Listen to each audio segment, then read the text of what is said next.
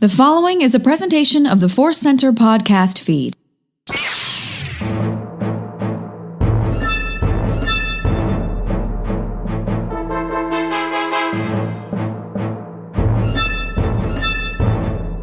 As Obi-Wan Kenobi once said, hello there, and welcome to Databank Brawl, the podcast where we learn about Star Wars characters, discuss them, share our feelings, and then make those characters fight for our amusement and yours as well. I am your host. My name is Joseph Scrimshaw. With me, as always, is just the right amount of Ken Napzok. And the right amount of whiskey. It's post-Comic-Con. It's water. That's right. Our whiskey today is water, and you have some sort of Red Bull, but more aggressive? It's an aggressive, large coffee brand's own energy drink, is what I'll say. Own energy. Yeah, all right. We're recording this post-Comic-Con haze. That's right. There is still crust in our eyes and warmth in our hearts, but we are exhausted. So this is going to be an extra fun data bank brawl full of water and caffeine.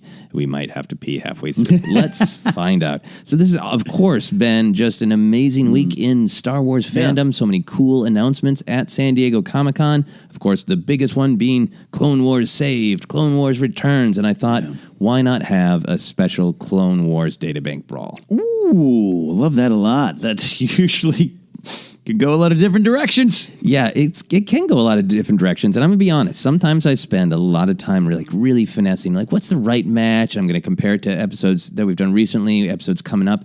This one just came to me in a whiskey-fueled vision. And it's like, yes, this is what it must be. And I researched, it's like, have we done these characters before? No, these are the characters that belong together, must be together. They must fight.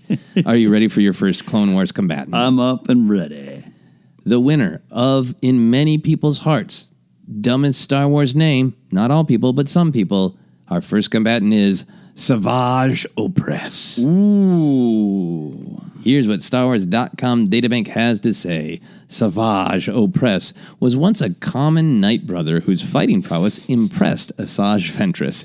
Transformed into a monstrous warrior by Mother Talzin, Opress became Count Dooku's new assassin-in-secret Sith apprentice. His loyalty, however, remained to Talzin. The Night Sisters' leader gave Savage a new quest to find his brother, Darth Maul, who had somehow survived his apparent death and was living in exile in the Outer Rim. Savage located Maul and became his brother's enforcer in the Shadow Collective, but died when Darth Sidious confronted the two Sith warriors on Mandalore. From birth to death, practically, in one paragraph, the whole journey, the whole sad story of Savage Opress right there. Man. So we will discuss a little bit about what this character looks like, how we feel about him, what we got in the wilds of Wikipedia. Anything extra there? I mean, there's, even in the canon tab, there's a lot going on. There's a lot of episodes to summarize and put in this there. But I'm looking at his stats, as Vince Scully used to say, the pregame stats and stories.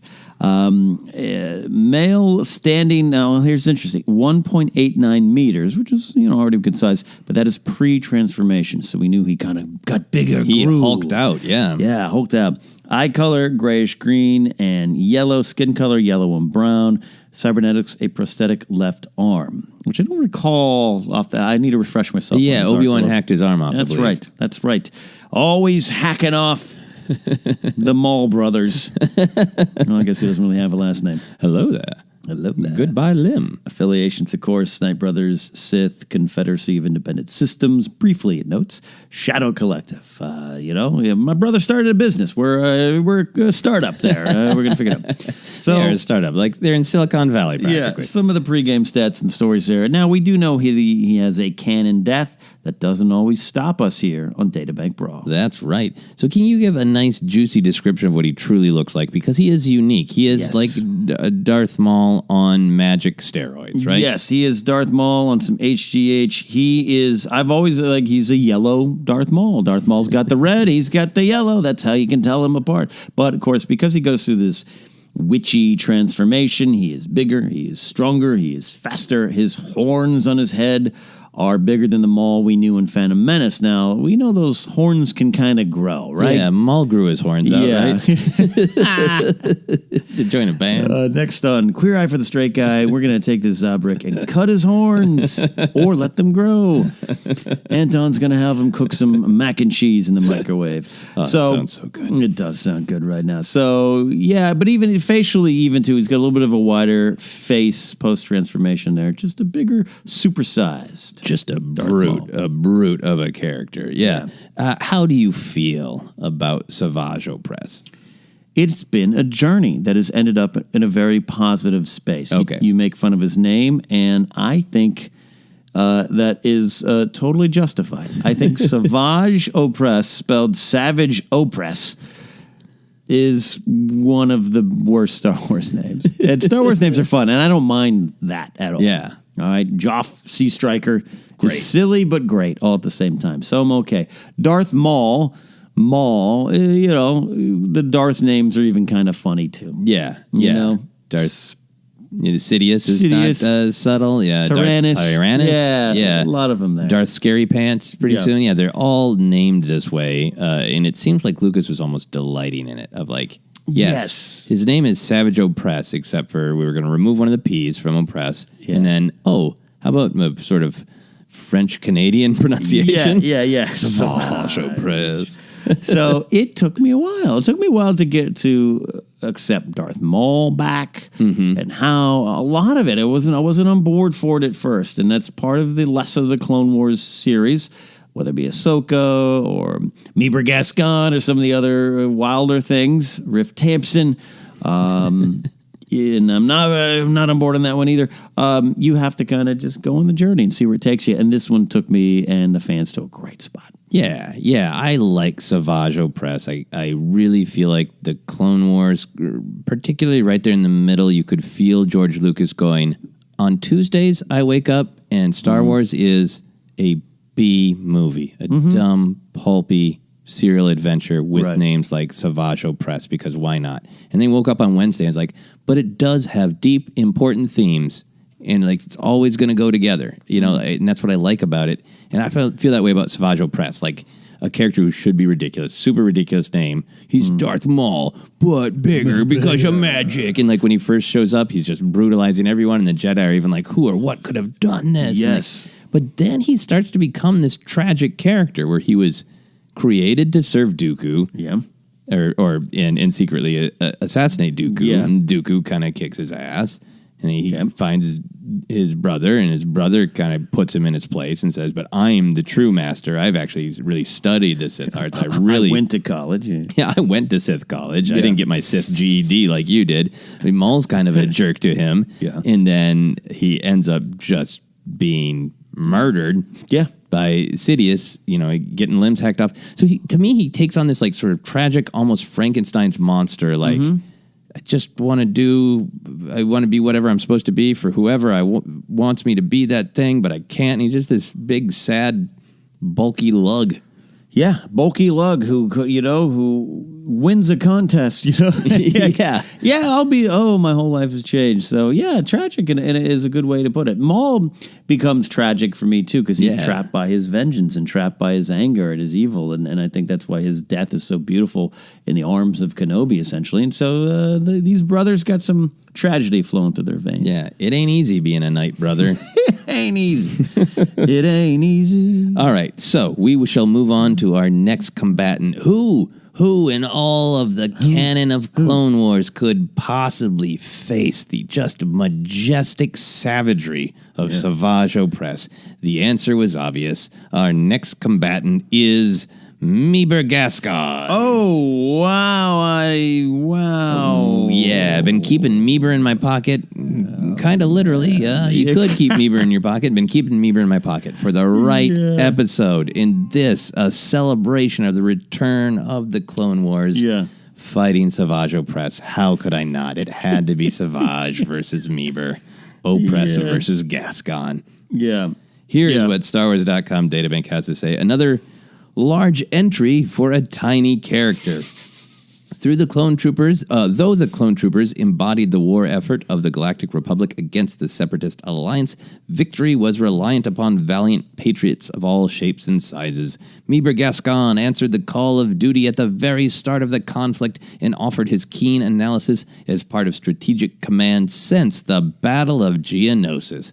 The Jedi Council placed Gascon in command of D Squad's mission to obtain a vital Separatist encryption module. No nonsense, and military-minded with an outsized personality and gruff voice, the diminutive Gascon balked at any suggestion that he was simply a map reader or that his D Squad assignment was a result of his tiny size. That's it. That's the whole passage for Meeber, who stars in 5 to 6 to 18 episodes of that D Squad. I can't remember how long that arc is. It is 4 episodes long. Okay, yes. Yeah. And Meeber's present and adventuring throughout. Right. I rewatched the clip of his introduction this morning to get back into the mindset of who is Meeber. I didn't have time to rewatch the entire D Squad arc, but got a little bit of Meeber back in my brain. Okay. What do you got for Meeber on Wikipedia? All right, stats are, Zilkin, like you said. Male, 0.33 meters tall. Our shortest combatant ever? I believe so. Eye color blue. Skin color, nice froggy green. It ain't easy being green. Affiliations, Galactic Republic Strategic Command, and of course the aforementioned D Squad. Behind the scenes, I didn't know this. Oh, wow. Gascon's design originated from concept artwork for Star Wars Episode 1, The Phantom Menace. The design originally conceived for Jar Jar Binks. Ooh, yeah. You can see that. Yeah. He's got kind of similar eyes, right? Yeah, little eye stalks. Yeah. Voiced by friend of the show, Stephen Stanton, who voices a ton of characters in Rebels and Clone Wars, and has said that, they bring him in for the weird, wacky, wild ones. Oh, well, and they did a great job with Meeber, and he does do a great job with that voice. Yes. Stephen is a real chameleon of voice work, and he is up to his normal high-quality work voicing Meeber. Yeah. Can you give us a nice, juicy description of what he looks like? He's frog-like. He's got the eye stalks. What else is going on? Eye stalks, frog-like, but imagine a frog standing up so that kind of long frog jaw becomes a bulbous kind of boss nass type of face. Wide mouth, wide set eyes and nose. He's got some prominent lips there, man, this Meeber Gascon. And he's he stands upright. And he's got, I think, I haven't seen a full picture of him in a while, but I think he's got little flipper feet and hands, right? A little Akbar action. Yeah, I just pulled this up. He's got giant hands and feet. He's got tiny arms, and then hands as big as his head and feet to match. That's right. And always in a little, I guess it would be Republic military outfit. Yeah, and he does a lot of hopping, so his legs got to have some power. Gotta have some power. Meeber hopping power. So tell me how you feel about Meeber. All right. At this point. Yeah, I mentioned him, right? It's challenging. So, fortunate enough to get to know Stephen Stanton later on, but at the time, when this comes up, I don't know who Stephen Stanton is. I don't pay attention to credits. This was my least favorite Star Wars character ever.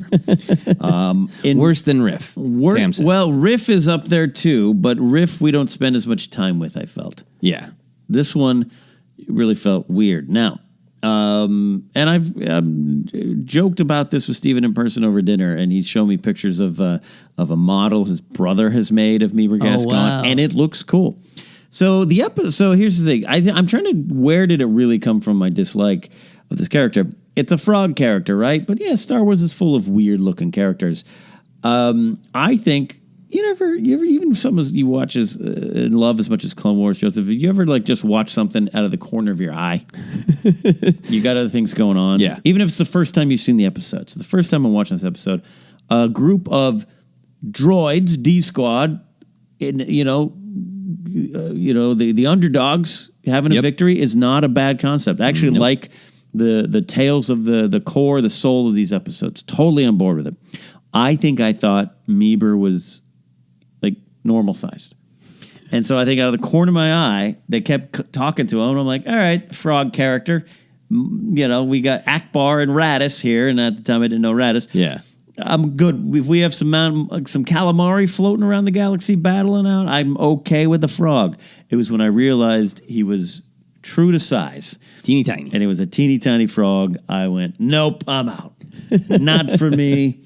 Maybe a great lesson for children here, because that's okay. I can live in a world where some Star Wars is not made specifically for me.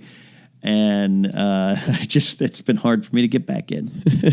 Well, I will have to go and rewatch these episodes. I watched them all in one day. This is like a time, I've said this on the main show, early in my time in Los Angeles, where I had days where I'm going to watch Clone Wars all day because I want to know what happened next with Maul. And okay, well, I know that there's some episodes in between, and I just kept hitting next episode. And I was like, I like this. I like the idea. Oh, he's tiny. Yeah. And he's used to being disrespected, and nobody thinks anything of droids, and this is episode after episode of let's celebrate the underdog. Yeah. A lot of wacky comedy. And it's that's fine. I'll just power through. I'll power through. So honestly, it is all a blur to me because I just watched them thinking, this arc does end, right? It's really long. 2 episodes would have been great. But again, what the episodes, everything you just described is perfect. It's perfect for Star Wars. It's perfect for what George was originally trying to do and the morality tales and all those kind of things. It's just not for me. Yep. And there's no ambiguity. I rewatched the clip where Meeber is introduced, and you are with all of your powerful Jedi. My fave, Terra Sanube, is in there. And Mace is detailing this plan for D-Squad, which is all the droids, and says we have this great leader, and the way it's shot, the door opens and you don't see anyone, and then the camera pans down and you see this tiny shadow after the big buildup. It's not even remotely subtle. Okay. This is a story of underdogs. This is a story of not judging people by their appearance, but rather their abilities. Right. Which is great. Yeah. Important. Yeah. Yeah. So we'll see how Meeber does. On that note, let's kill him. No. Yes. And on that note, unless you have any other Meeber thoughts you want to share, all right, then let's fight. So as always, we like to decide the where and the when. We like to fight when these characters are still alive. Savage Opress, murdered by Darth Sidious. As far as we know, Meeber could be answering Leia's call for the Resistance in Episode 9. Meeber could still be alive. Meeber in 9. I'm okay with that. Hashtag Meeber in 9. I'm so against the character that now I want that to happen. Oh my God! Just a background shot of a bunch of Resistance allies coming together. Meeber Gascon. I can't remember his voice actually. 2BB2, you're with me. Knew the D Squad is back in action. Yeah, wow. Yeah, he's got kind of just a gruff voice. This isn't a great version of it, but that's the general vibe of it. I mean, in truth, Savage could have come. If Maul can come back, he can come back. So, anyways, I think this has to do with Meeber as a colonel and a battle strategist being sent or working a case of trying to discover more on criminal syndicates. Yeah. The Shadow Collective is getting started up. Right. I think the Jedi Council realizes they're not our direct enemy, but they are a threat. We still have to try to do our best to protect the galaxy. Yeah. If the Clone Wars weren't raging, that's what we'd be paying attention to, dealing with this uprise of these new syndicates. So Meeber, I think, is sent just to collect information. Yeah. I think he's set with just one droid to maybe it's a mouse droid.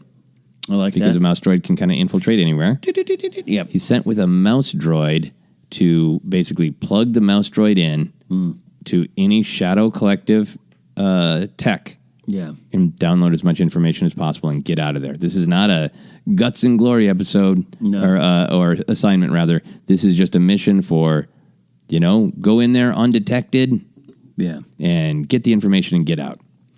What planet? We don't want it to be Mandalore.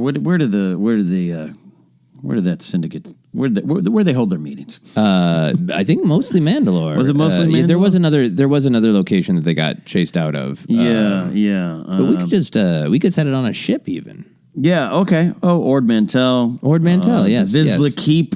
Yes. Zen Bar. But okay, a ship is a good idea. It makes some sense. Yeah, so they've got some intel about some product that's being moved. Yes. Maybe some spice.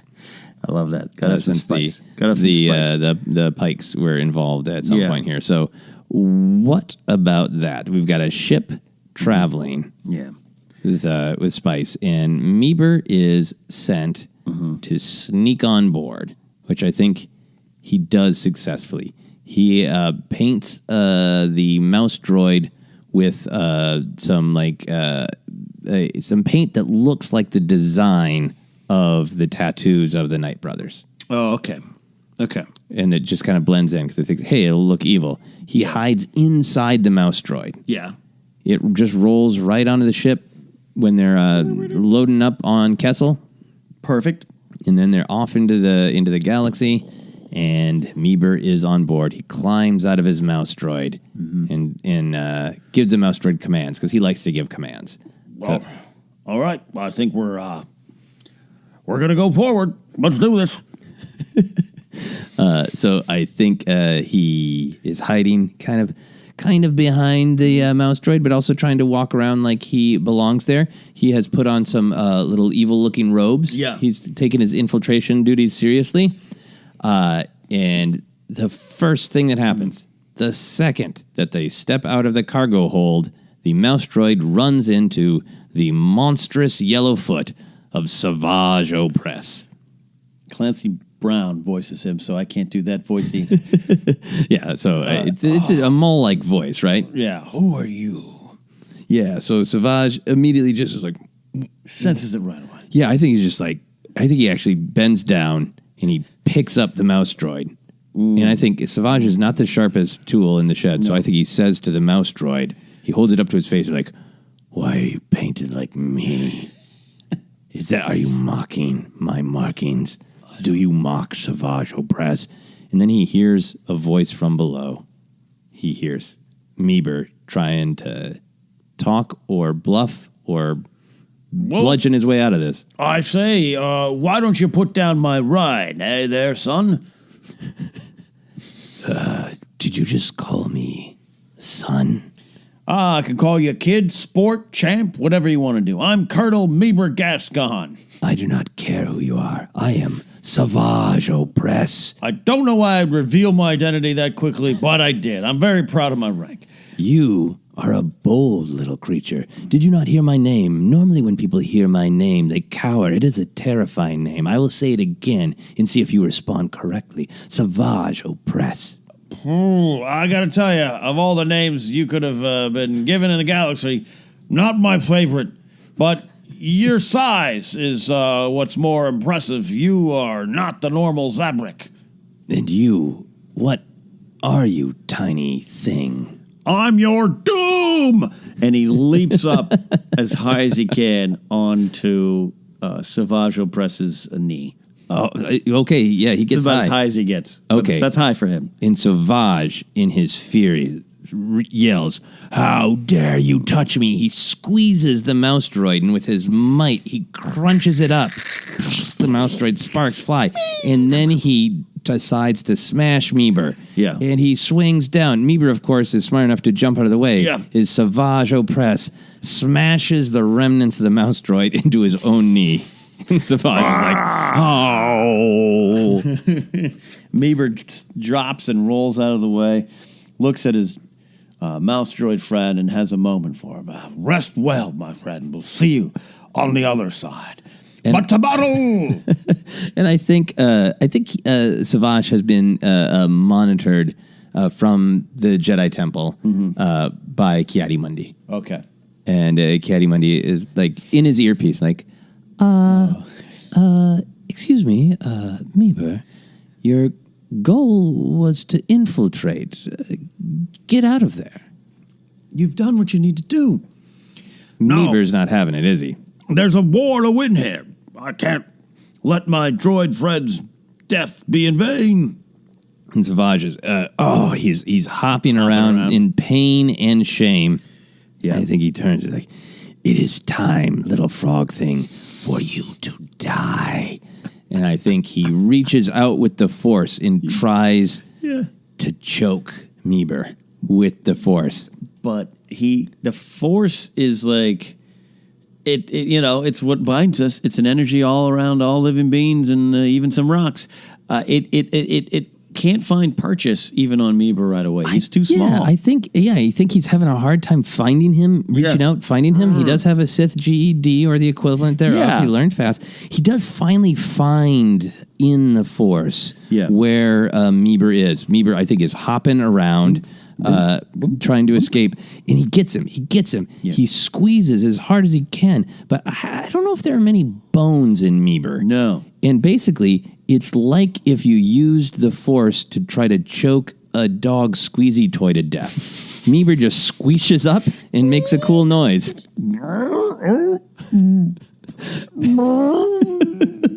And then Savage releases. Yeah. And there's this exactly this sort of whiny, squeaky release noise.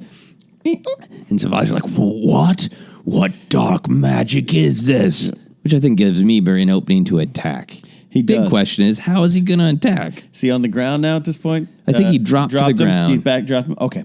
So here's what Meeber Gascon does. He runs between Savage Opress's legs, not unlike Luke, similar to the Rancor, and grabs one of the parts of the squish droid that he can get his nice amphibious little flippers around. And he launches it as high as he can, and it hits Savage in the back of the ankle there. The back of the ankle. Back of the ankle. Oh, yeah, okay. It's a heavy piece. Meeber couldn't get it up. Boom, but it causes Savage to turn around. He's not in pain. He's like, you're still trying to fight me. Fool. And I think he realizes now that this little creature has a strange tactical advantage. It does. And because Savage is not very smart, he says what he's thinking out loud. He's like, you have a strange tactical advantage. I will do what I must. I will go down to your level.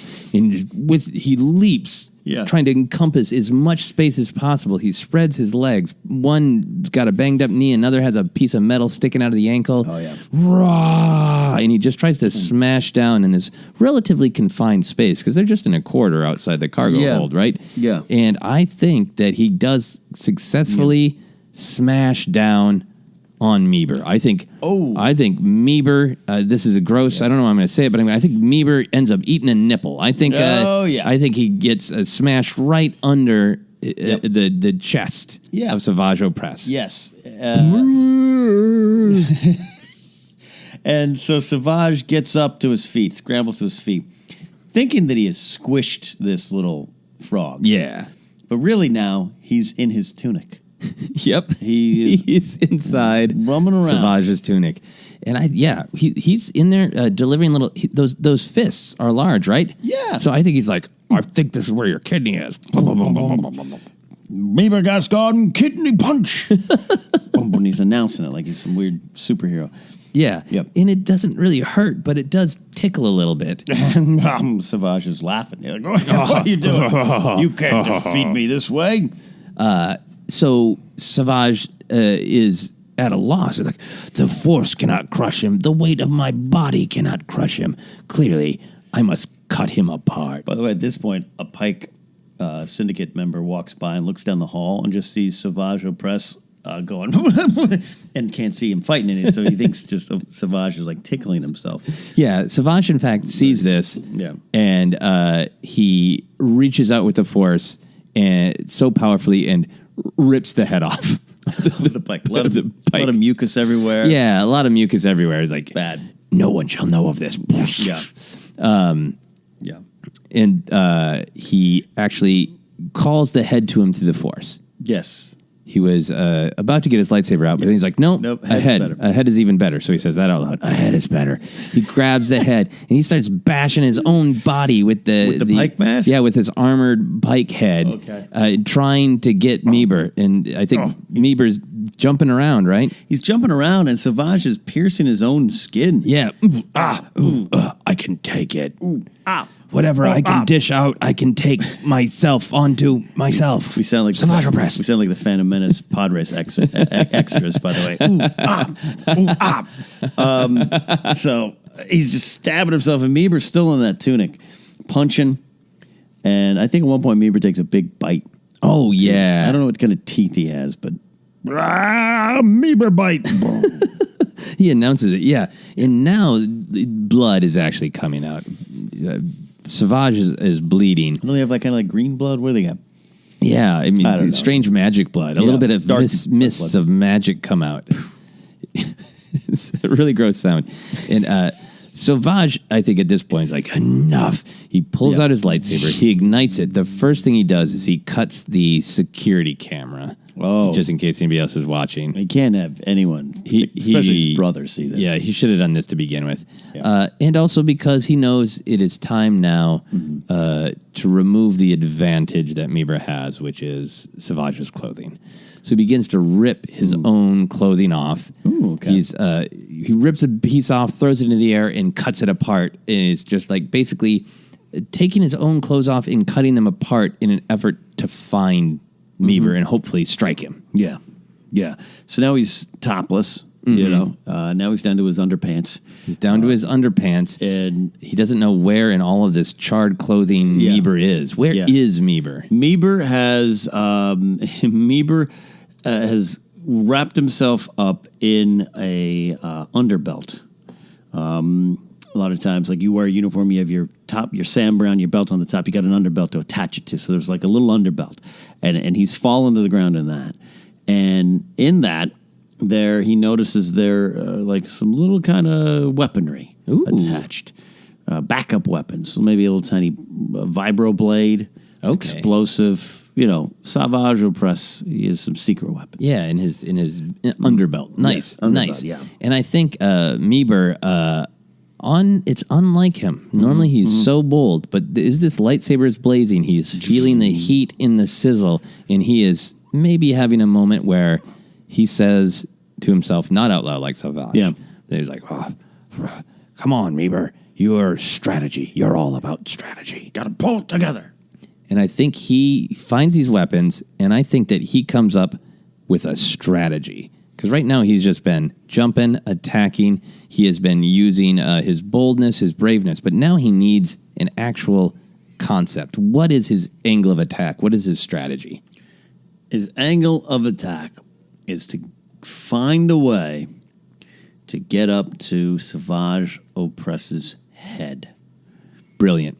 Needs to get up there. He sees how Savage does not really react to pain. No. He's got that bit of metal still sticking out of his ankle. Ooh. And Meeber is someone who has always been tiny and always been judged for it, realizes, well, it doesn't matter if you're tiny, if there's a stairway. Right. So take the stairs. he starts using that vibroblade. He's running around and he's cutting random bits of metal, the Pike's helmet, bits of the mouse droid, and he is taking his time. It's when you play a big boss in a video game and I'm going to win, but it's going to take me 45 minutes if I just watch the pattern and hide. Watch the pattern, get out of the way, strike. Oh, the eye is flashing. Oh, but only for a second, and now I have to wait 3 more minutes while the big boss does his pattern again. Savage is doing his pattern. He's slicing, he's reaching out with the Force, and Meeber's dodging, and he keeps throwing one more piece. Savage is like, that will not stop me. And Savage doesn't notice that Meeber is basically building a ladder up the back of his leg. Oh, yeah. It's he's got a piece of metal hanging out of his powerful buttock all the way up the back, this winding staircase. It's a glute stairway. A glute stairway, like the Jedi steps on Octo. Yes. Running all the way up the back of Savage Opress. It's the same music cue, too. So now he's about mid-back. And he's struggling to get the final one up because Savage is, he's also... Meeber had to carry these pieces, I'm assuming, too, right? This was a lot of work. This battle has been going on now. Like, Darth Maul is on the bridge going, where is my brother? I sent him to get me a drink. Where is he?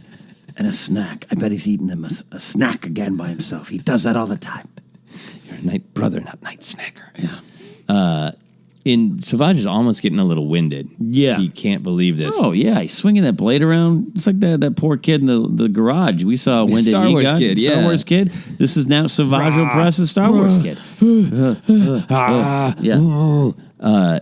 But Meeber has finally created his masterpiece. Yes. And he begins climbing This up the back. Stairway to heaven. The stairway Yeah. to the head of Opress. First step, second step, third step. Boom, boom, boom. And now Opress sees a flash in the shiny hall. Mm-hmm. And he gets just a glimpse of his back, and he sees the creature. And he yells, "Rah!" And he slams his back, Ooh. and he just drives all the metal harder into his legs, his buttock, his back. The wind is knocked out of Meeber again. Yeah. But I think he gets to his head. Yeah. I think he gets up to his head. It's really dramatic. He gets to the final step, and it's like halfway up his neck. Yeah. And he can get to a horn, and it's just like the camera's really close on his hand. Slow motion, that big hand reaching for that tall horn. And Savage is like bashing his own head against the wall. And then finally he gets that horn. And it worked. And he boom jumps up onto his head. From there, the plan, I think, has to be go for the eyes, right? Go for the eyes. So Savage Opress has those big horns on the front of his head.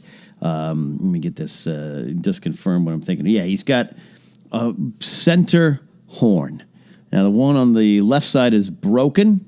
A couple on the left side, but of the front three horns, he's got one in the center, one on the right that is the largest, and one cut on the left. Meeber pitter-patters over with his feet, his little fins, gets on the center horn, and gets a good grip, and then does a leap feet first. Oh. Down the frontal slope, like climbing Half Dome, and he feet first into his eyes. Okay, so he does a big swing Big swinging flip. and kicks Savage's eyes. Yeah. And Savage falls backwards. And I think in that moment, Savage's big, meaty hand flies to his face. Amazing move by Meeber. I think Meeber's even congratulating himself as this happens. What a strategy. But that big, meaty paw knows now exactly where Meeber is. And he reaches up with his hand, and he uses the force to call Meeber into his hand, and he squeezes with all of his might. This might not kill Meeber, but Savage has him for just a precious second. Yeah. Savage has him, and he says, "I have you now. That's my thing that I made up. I have you now." And I think this is a good place to pause in our combat. Yeah. And decide who we think would win, who we think should win. Did one of these combatants really step up in this fight? How are you feeling? I'm feeling both have put up a good effort, but I think Meeber has used his mind to win this battle and expose a lot of things in Savage Opress that Savage will have to, if he survives this, will have to work on in future training sessions with his brother. So I think there is an issue. So I weirdly think Meeber's winning. Yeah. I don't know if that's how it ends up, but he's definitely A for effort. Yeah, I think these are both characters who suffer from hubris. Yes. But Savage's hubris is believing in his own brutality, whereas Meeber's is in believing in himself, believing in his strategic ability. So just on the values of Star Wars and the story we've told so far, I think Meeber should win the combat, but not without a price, because this is Savage Opress. Dumb name aside, he is powerful and pretty damn cool. Yeah.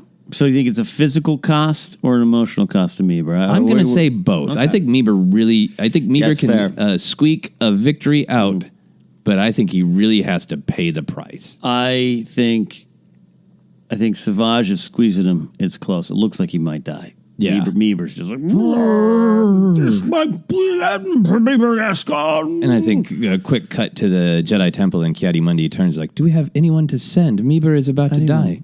What Anyone? What about anyone? the Meeber attack on Savage? Anyone? Yeah. No. No answer. Cut back. Opalrensis just kind of looks over. No. It'd take a while for me to get over there. So Meeber's on his own. And I think... The earpiece, in fact, fritzes out.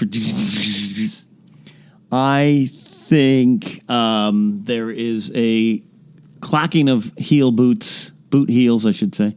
Heel boots are an interesting thing as well. Clacking of boot heels at the end of the corridor. And that's when Savage Opress hears, "Brother, what are you doing?" And Savage turns to find Maul staring at him. And I think Savage drops Meeber to the ground. Okay. So Meeber flops down. Meeber was trying to get information. Right. He's limping. He's got some internal bleeding. Yeah. But he knows he's got that information. He's won the ultimate battle. Because he's learned about Savage in the relationship.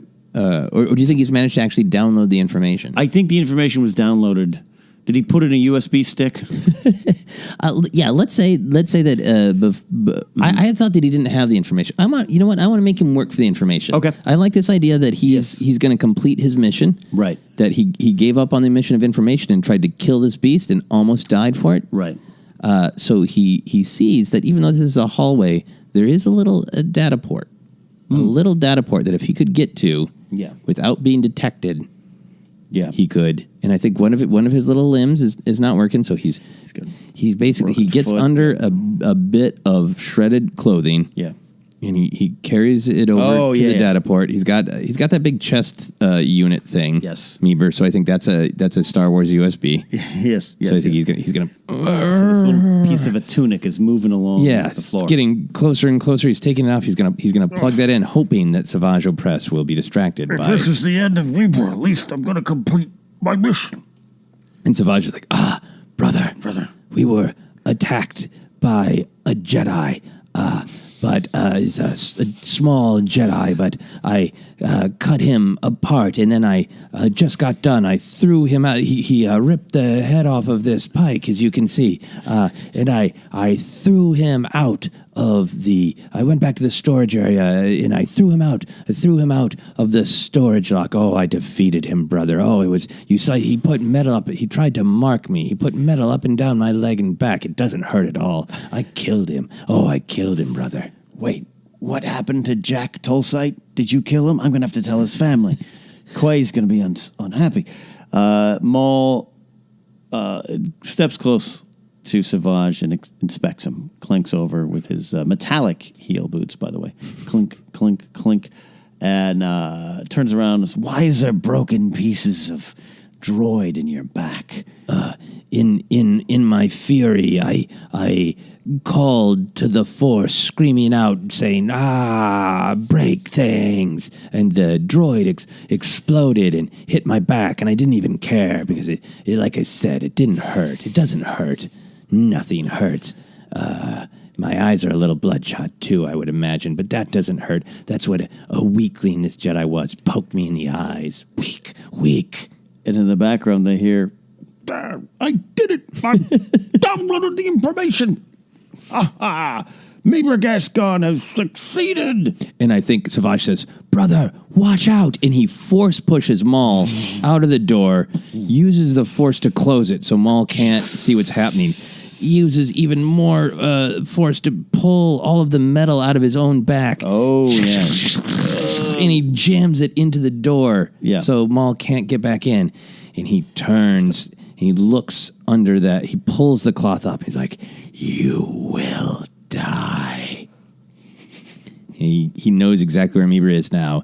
He ignites his blade, and he cuts just as Meeber jumps. Yeah. Meeber jumps out of the way, and Meeber thinks that he's gotten away scot-free. He yells out in joy. What does he say? I'm on my way back home. And when he goes to land on his frog legs, he realizes they're gone.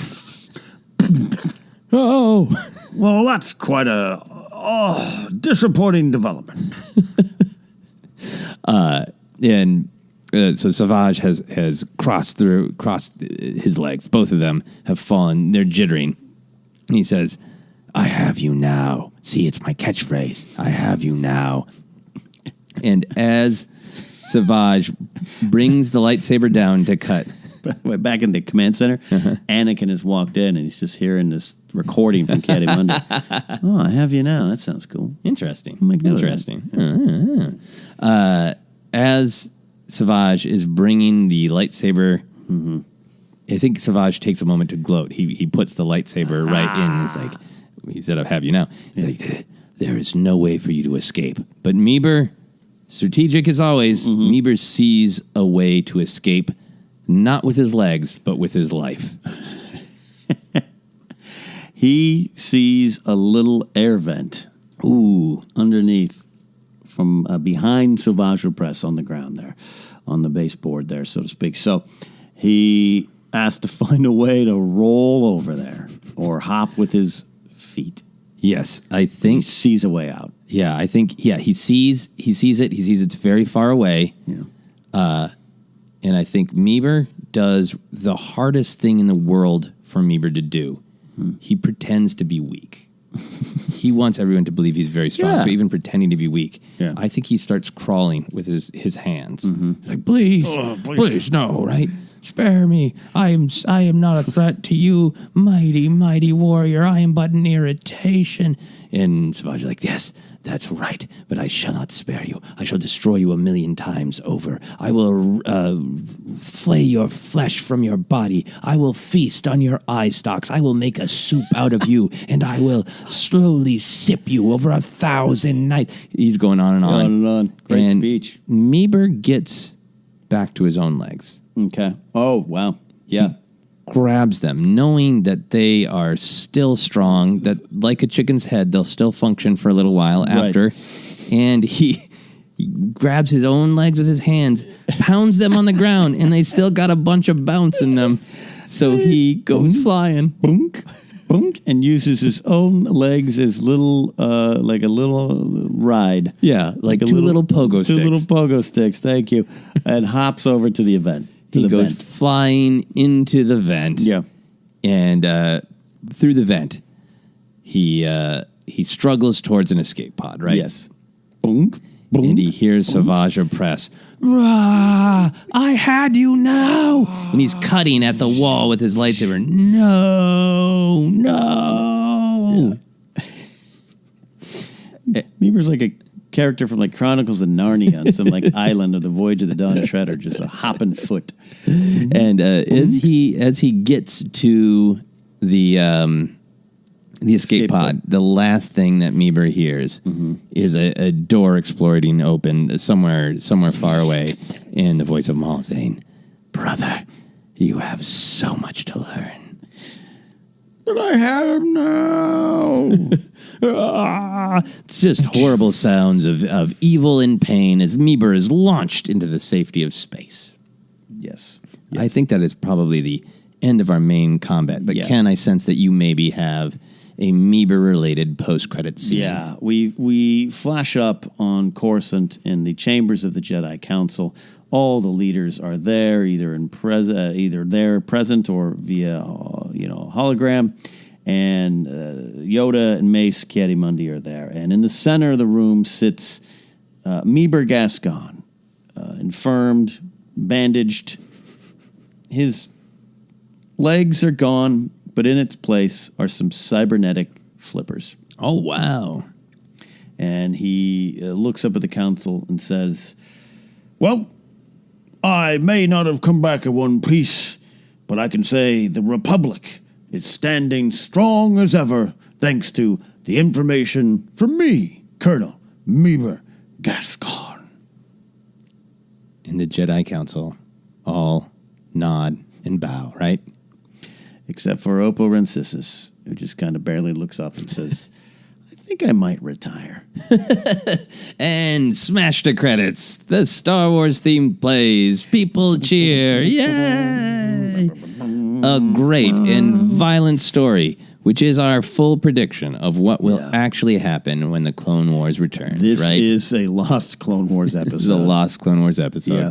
Could be building towards Revenge of the Sith, but I'm sure we'll have a couple flashback episodes. Yeah. Fan favorite characters, Meeber and Savage at it again. Thank you as always for listening. People have been sending in some great suggestions for Databank Brawl. If you want to do that, use the hashtag Databank Brawl, and we will try to get to them all. Ken, where can people find you? You can find me at Ken Napzok. That includes Instagram, TV, and Twitch. Excellent. And we always like to thank Tony Thaxton for our theme music. Tony recently rebranded his Patreon. He is focusing almost entirely on his great Star Wars music. If you haven't heard the songs, they're amazing. Go check out his Patreon, which is now called Cloud City Soundtrack. Patreon.com/Cloud City Soundtrack. We, of course, have a Patreon. That's patreon.com/ForceCenter. You can also buy merch at tpublic.com/user/ForceCenter. And, of course, you can find Databank Brawl episodes on YouTube. Just go there and search for Force Center. You can check out my podcast, Obsessed. That's out every Thursday. And you can also go to my website, josephscrimshaw.com, for info on live shows, comedy albums, all that. You can find me on Twitter and Instagram as at Joseph Scrimshaw. You can like Force Center on Facebook and follow us on Twitter as at Force Center Pod. And until next time, as Luke Skywalker once said, well, no one was really listening to him, I care. That's it for Databank Brawl.